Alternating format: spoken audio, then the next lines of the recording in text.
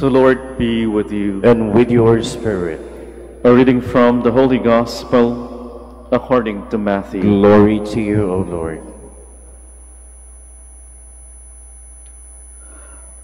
When Jesus saw the crowds, he went up the mountain, and after he had sat down, his disciples came to him. He began to teach them, saying, "Blessed are the poor in spirit, for theirs is the kingdom of heaven. Blessed are they who mourn, for they will be comforted. Blessed are the meek, for they will inherit the land.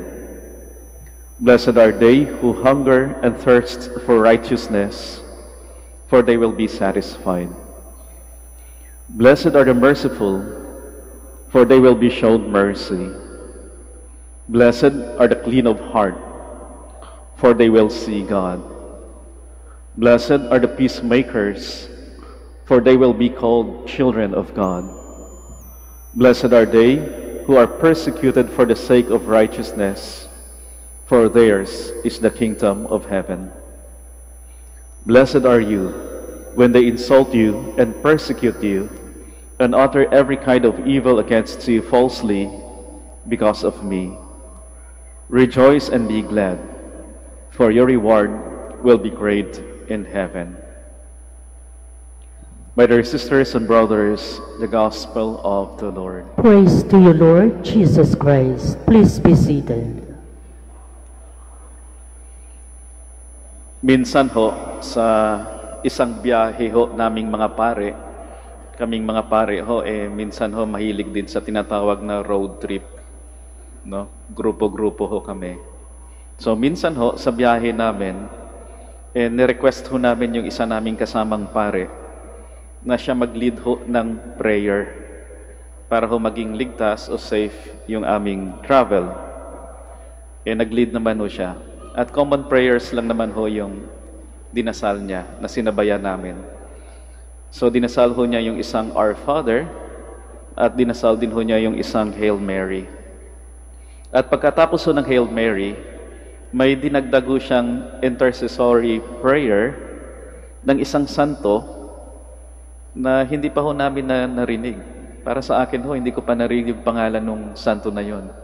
Sa matagal na pagkapari ko, itila ho hindi ko pa narinig yung pangalan ng santo na yon.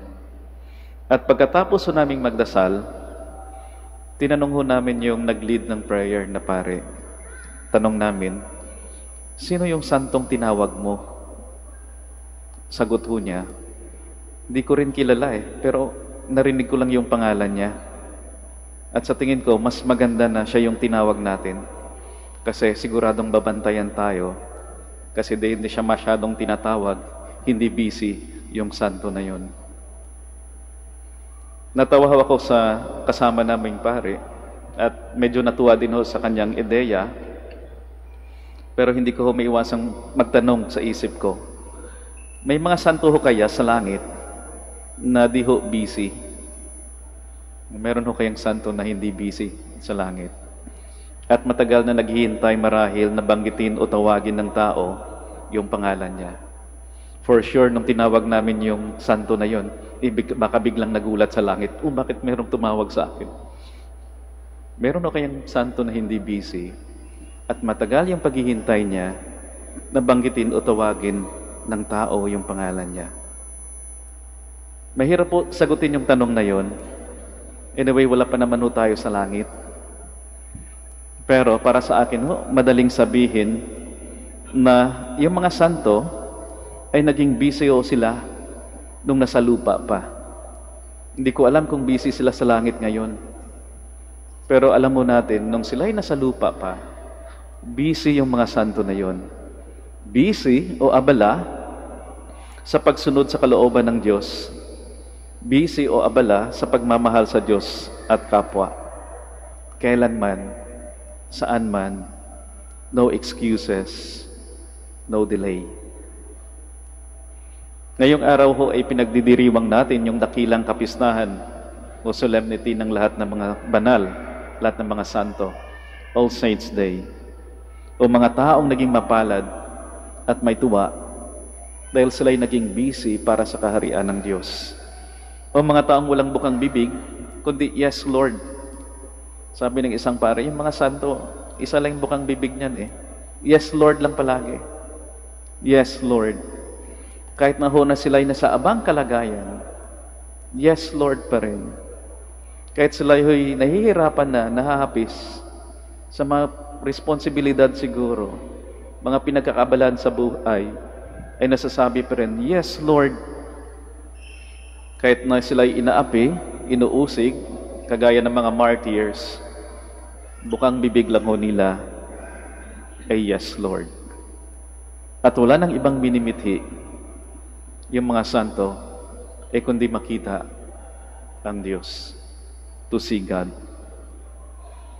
Kaya nga ho, sana sa kapistahan ng mga santo taon-taon, yung kapistahan ho natin ay magpapaalala ho sa atin yung ating bukasyon bilang mga Kristiyano na maging santo o santa. Without excuses, without delay. Kung titingnan niyo yung katabi niyo, mukhang santo ba yan? Mukhang santa. O baka napapasigaw ka, Diyos ko po. Buti nga lang kung Diyos ko po lang. Baka nabanggit mo, ay naku, demonyo ka. O, demonya ka. Yung bukasyon natin ng pagiging santo o santa. Minsan ho kasi, dinidelay ho natin. O minsan ho, marami tayong excuses. Kung bakit parang ayaw natin maging santo o ayaw nating maging santa.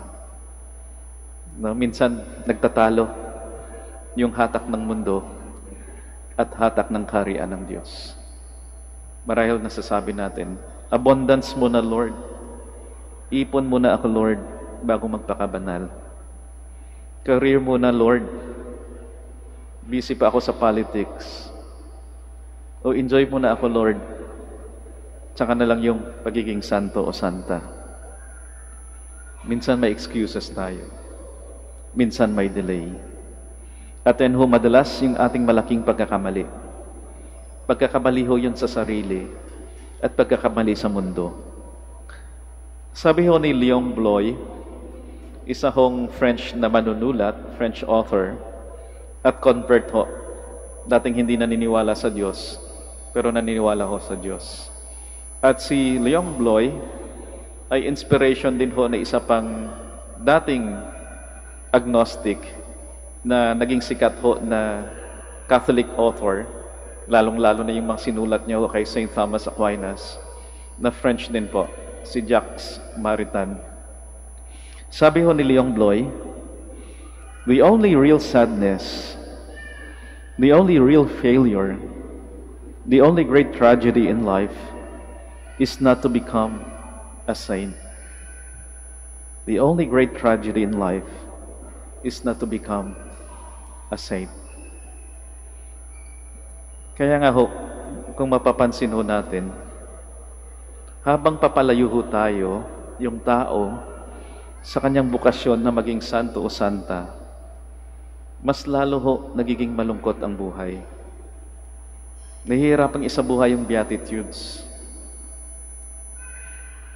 Nahihirapang maabot yung buhay ng pagpapala, no isang mapalad na buhay. At mapapansin din na mas lalong dumadami yung ating kakulangan at mas lalong dumidilim yung ating mundo. Kasi nawawala na sa ating bukasyon.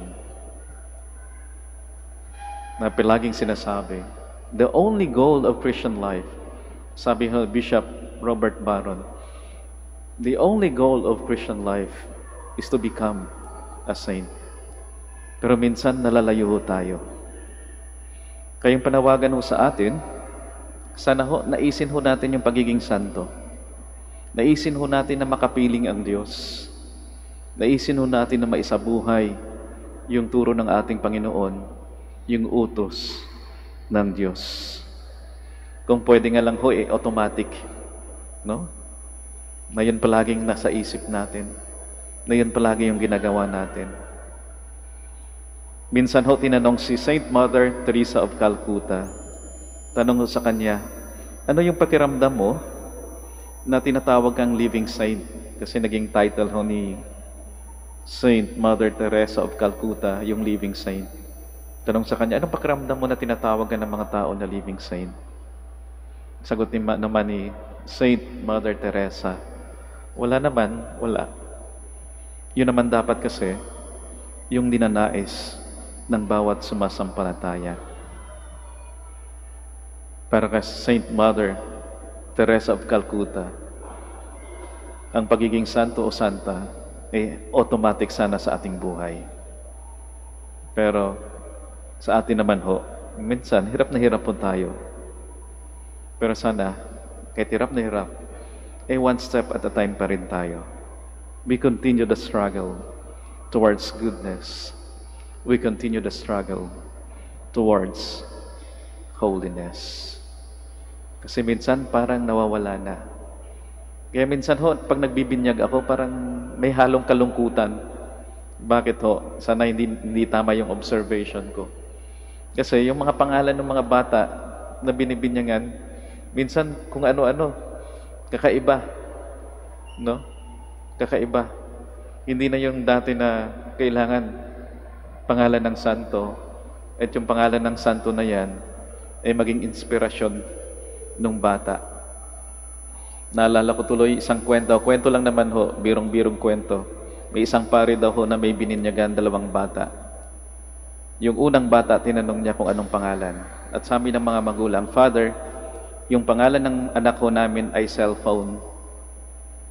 Nagtanong yung pare, bakit naman o cellphone? Kasi po, combination po ng pangalan namin. Pangalan ng babae, Celestine, at pangalan ng tatay, Ponciano. Kaya yung pangalan ng anak ko namin, Father, ay cellphone. Yung pangalawang bata, tinanong, ano naman po yung pangalan ng anak nyo? Pangalan ng anak mo namin, Father, ay charger. Bakit charger? Combination din po ng pangalan naming mag-asawa.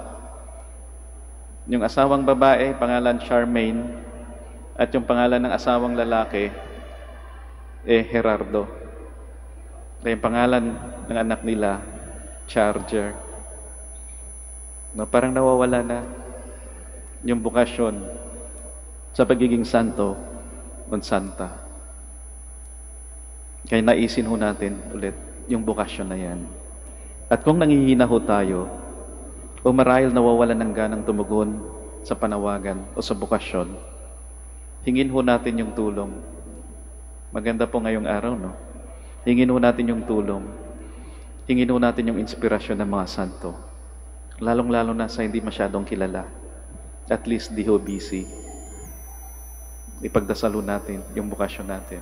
Halimbawa, Saint Casimir, pray for us.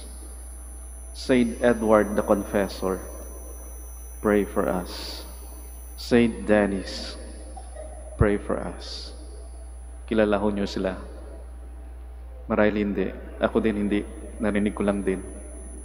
Pero sana dinig ho tayo ng mga santo sa langit.